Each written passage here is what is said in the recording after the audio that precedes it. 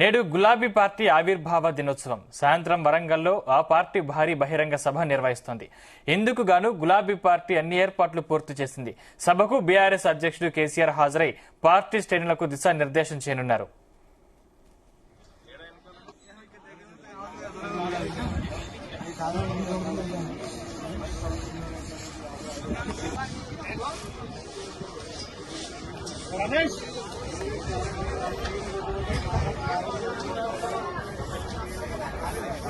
సభ ఏర్పాట్లకు సంబంధించిన మరింత పూర్తి సమాచారం మా బ్యూరో చీఫ్ నరేందర్ ఎల్కతుర్తి నుంచి లైవ్ ద్వారా అందిస్తారు. నరేందర్. రైట్ సందీప్, మరి కాసేపట్లో ఎల్కతుర్తి వరంగల్లోని భారీ బహిరంగ సభ స్టార్ట్ కాబోతోంది. ఇప్పటికే కొద్దిమంది స్టేజ్ దగ్గరికి వచ్చి ఉన్నారు. అదేవిధంగా సభ ఏర్పాట్లు కూడా చూసుకునేందుకు ఇప్పటికే వరంగల్ సంబంధించినటువంటి లీడర్లతో పాటు చుట్టుపక్కల ఉన్నటువంటి జిల్లాలకు సంబంధించిన లీడర్లందరూ ఇక్కడికి వచ్చి మొత్తం ఇక్కడ మానిటరింగ్ చేస్తున్నటువంటి పరిస్థితి మనం చూస్తున్నాం. అంటే బీఆర్ఎస్ పార్టీ ఆనాడు టీఆర్ఎస్ పార్టీగా ఉన్న నేపథ్యంలో 2001లో టీఆర్ఎస్ పార్టీ పెట్టిన నుంచి ఈ రోజు వరకు 24 సంవత్సరాలు పూర్తయింది. 25వ సంవత్సరంలో పడిన నేపథ్యంలో ఇప్పుడు ఈ ఏ సందేశం కేసీఆర్ ఈ భారీ బహిరంగ సభ నుంచి ఇస్తారనేది అందరూ కూడా ఎదురు చూస్తున్నటువంటి సందర్భం. ఎందుకంటే టీఆర్ఎస్ పార్టీ ముందు ఉద్యమ పార్టీగా ఉంది. దాని తర్వాత దాదాపు 13-14 సంవత్సరాలు ఉద్యమ పార్టీ ఉంది. దాని తర్వాత 9.5 సంవత్సరాలు అధికారంలో ఉంది.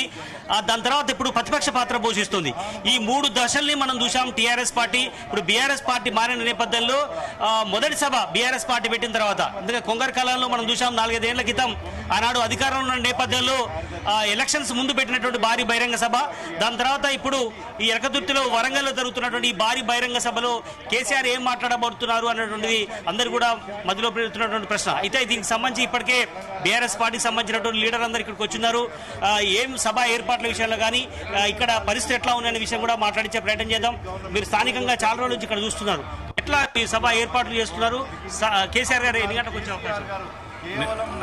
తెలంగాణ రజతోత్సవ 25వ రజతోత్సవ శుభాకాంక్షలు ప్రజలకు తెలియజేస్తూ ఈరోజు జిల్లాలో ఉన్నటువంటి ఎలకుర్తి సభ ఒక మైలురాయిని దాటింది. ఇలా కేసీఆర్ గారు ఏం మాట్లాడుతున్నారని తెలంగాణ ప్రజలు ఆలోచన చేస్తున్నారు. అంతకంటే ముందు కాంగ్రెస్ బీజేపీ నాయకులు కూడా 16 నెలలుగా కేసీఆర్ గారు ఏం మాట్లాడలేదు, ఇప్పుడు ఏం మాట్లాడబోతున్నాడు అనే దాని మీద చూస్తున్నారు.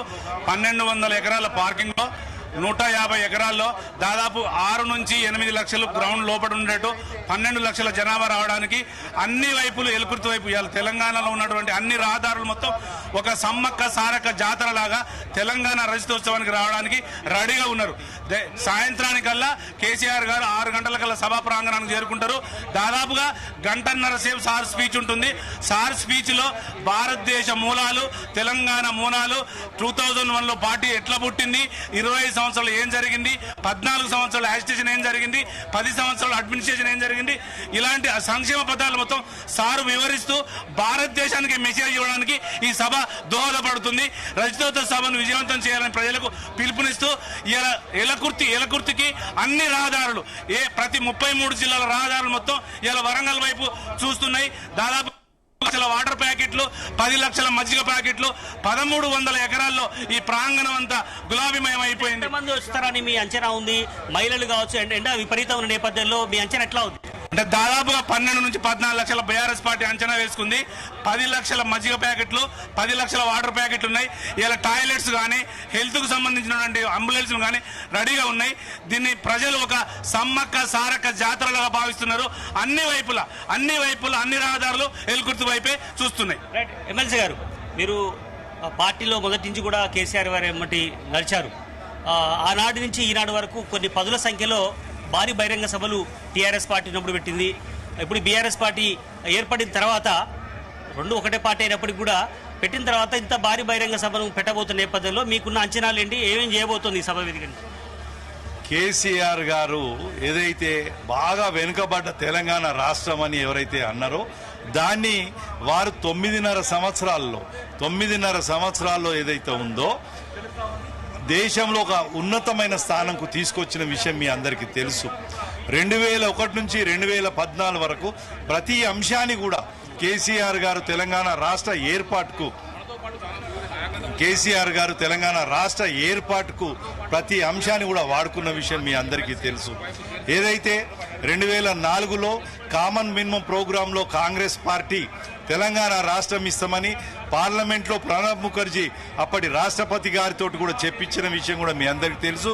కానీ వాళ్ళ స్వార్థ రాజకీయాల కొరకు కాంగ్రెస్ యూపీఏ ప్రభుత్వం రాగానే అంటే ఈ సభ నుంచి బీజేపీని టార్గెట్ చేసే అవకాశం కనిపిస్తుందా? ఇక్కడ ఉన్నటువంటి కాంగ్రెస్ పార్టీ రేవంత్ రెడ్డిని టార్గెట్ చేసి మాట్లాడే అవకాశం ఉందా? ఈ తెలంగాణకు వ్యతిరేక భావాలున్న ఏ పార్టీనైనా ఖచ్చితంగా టీఆర్ఎస్ పార్టీ బీఆర్ఎస్ పార్టీ వ్యతిరేకిస్తుందండి.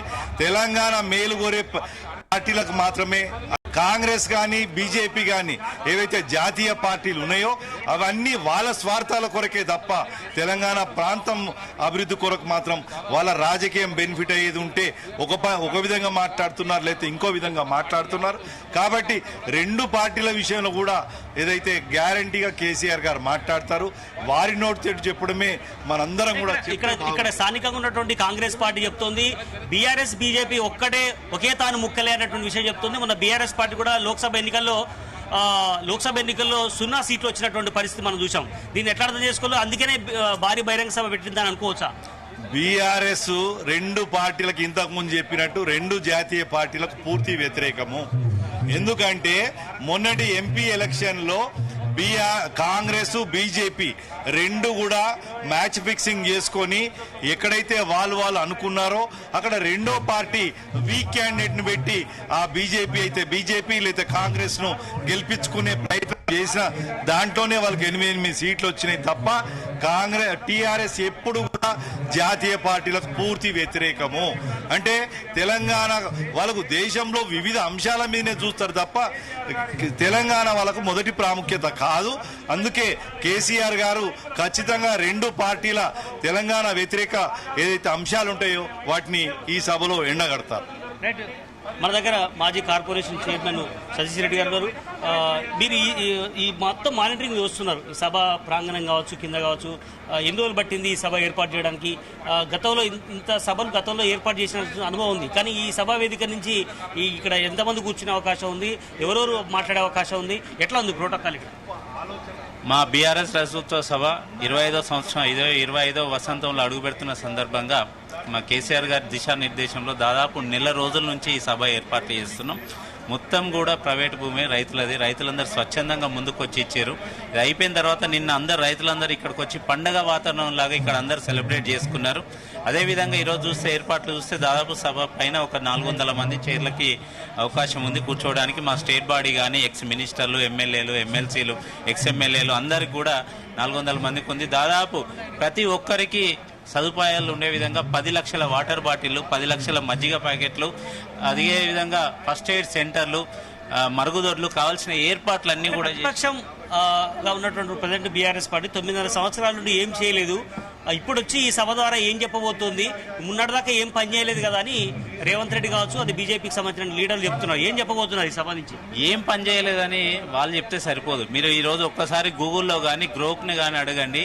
తెలంగాణ ఏ రంగాల్లో అగ్రస్థానంలో నిలబడింది, అంతకుముందు ఎట్లుండే 2014కు ముందు బీఆర్ఎస్ ప్రభుత్వం టీఆర్ఎస్ ప్రభుత్వం అధికారంలోకి వచ్చినాక ఎట్లుందనేది ఎవరో చెప్తే నమ్మాల్సిన అవసరం లేదు. గూగుల్ కూడా చెప్తుంది. ప్రతి రంగంలో తలసరి ఆదాయంలో నెంబర్ 1 దేశంలో ఉంది.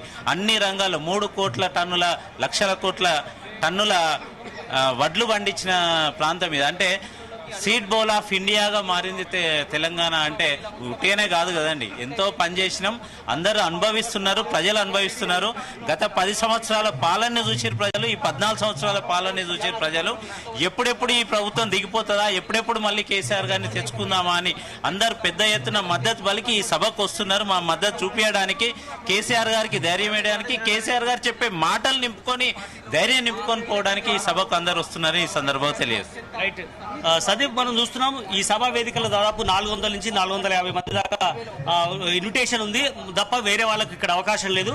మనం ఈ స్టేజ్ మీద చూస్తే కింద కూడా దాదాపు 1,00,000 నుంచి 1,25,000 మందికి తగినట్టుగా సభ ఏర్పాటుకు సంబంధించినటువంటి అయితే ఇప్పటికే వాలంటీర్లు అందరూ చేయడం జరిగింది.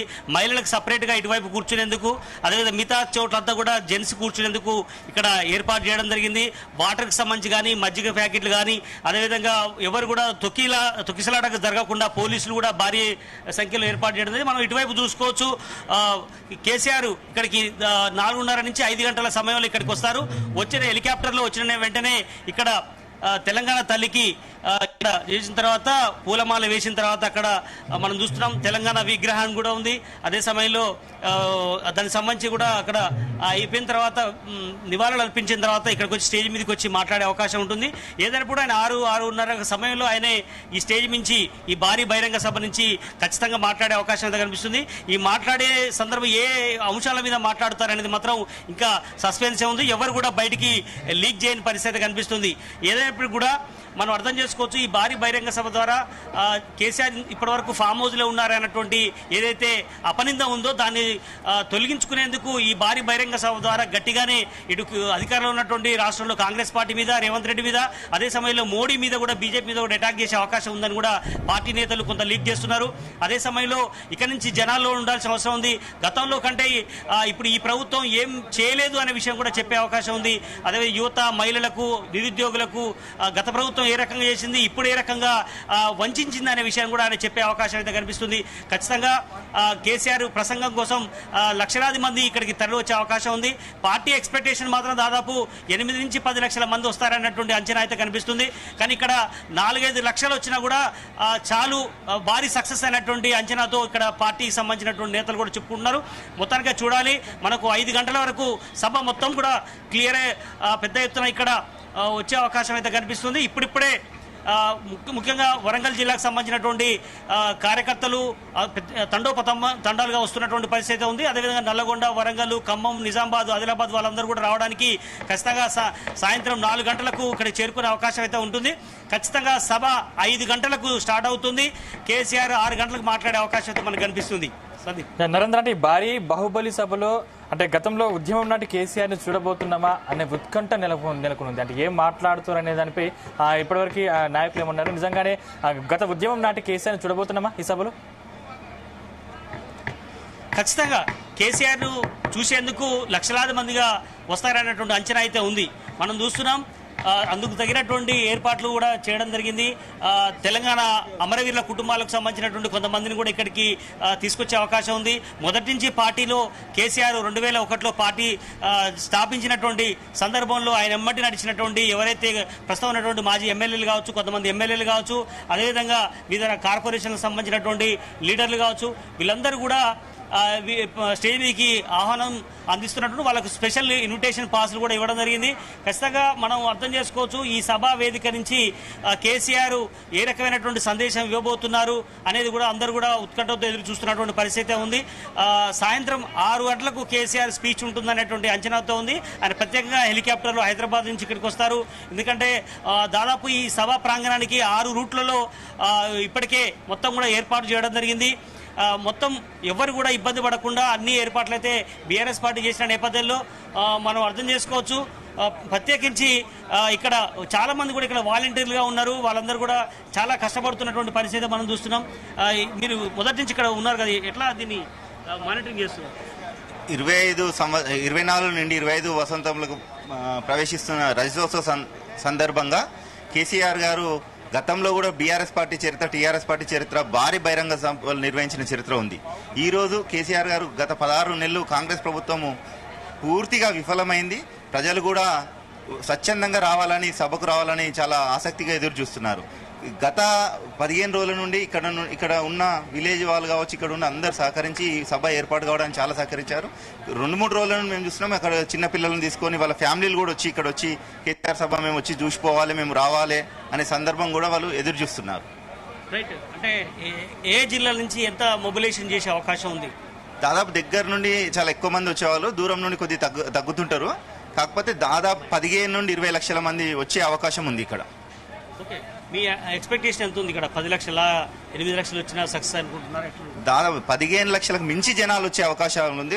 చాలా మంది స్వచ్ఛందంగా రావడానికి కూడా కేసీఆర్ ని చూసిపోవాలి, కేసీఆర్ తోని మాట్లాడాలి, కేసీఆర్ ని చూసి వాళ్ళు కేసీఆర్ మాట్లాడే మాటలు విని మనం వెళ్ళాలి జనాలకు. ఎందుకంటే కాంగ్రెస్ ప్రభుత్వం విలేజ్లో చేస్తున్నటువంటి దౌర్జన్యాలను ఎదుర్కొనాలంటే కేసీఆర్ చెప్పే విషయాలను విని రేపు రాబోయే రోజుల్లో మళ్ళీ బీఆర్ఎస్ పార్టీ అధికారం రావాలంటే ఏ విధంగా కష్టపడాలి, కేసీఆర్ గారి నాయకత్వంలో మరోసారి కేసీఆర్ గారు ముఖ్యమంత్రి కావాలి, బీఆర్ఎస్ పార్టీని అధికారం తేవాలని చెప్పి స్వచ్ఛందంగా ప్రజలు ఎదురు చూస్తున్న సందర్భం.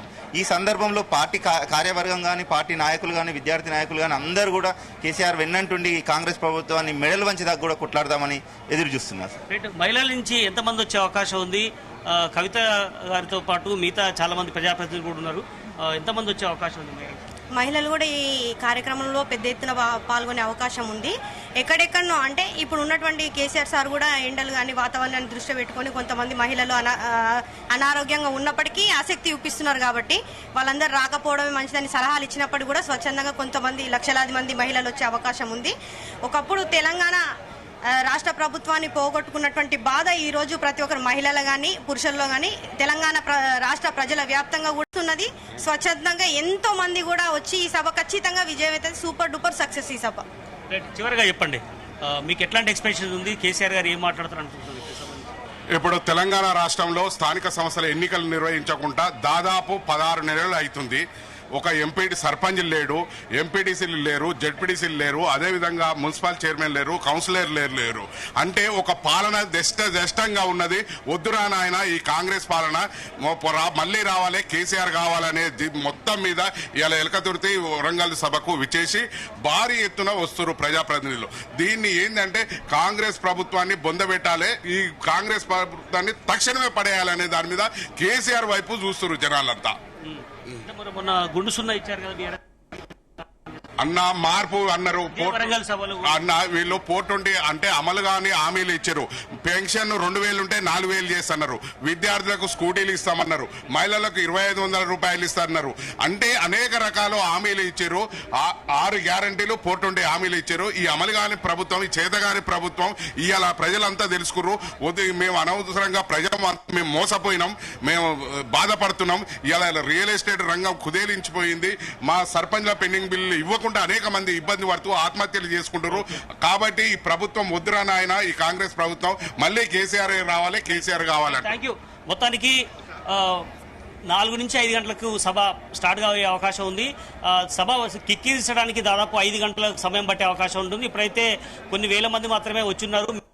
సీట్లను నిండాలంటే ఖచ్చితంగా సాయంత్రం 5 అయ్యే అవకాశం అయితే కనిపిస్తుంది. కేసీఆర్ 6 గంటలకు వచ్చి ఈ భారీ బహిరంగ సభను ఉద్దేశించి ఆయన మాట్లాడతారు. అది మాట్లాడే విషయాలు ఏమి ఉంటాయని కూడా రాష్ట్ర వ్యాప్తంగా ఇటు తెలంగాణ రాష్ట్ర సమితికి సంబంధించినటువంటి పార్టీకి సంబంధించి కావచ్చు, అదేవిధంగా కాంగ్రెస్, బీజేపీ పార్టీలకు సంబంధించినటువంటి లీడర్లు కూడా ఏం మాట్లాడతారు, కేసీఆర్ ఈ సభ ఇంత పెద్ద సభ పెట్టి ఏం చేయబోతున్నారని కూడా చాలా మంది ఉత్కంఠగా ఎదురు చూస్తున్నటువంటి పరిస్థితి ఉంది. Sandeep, right, thank you Narender.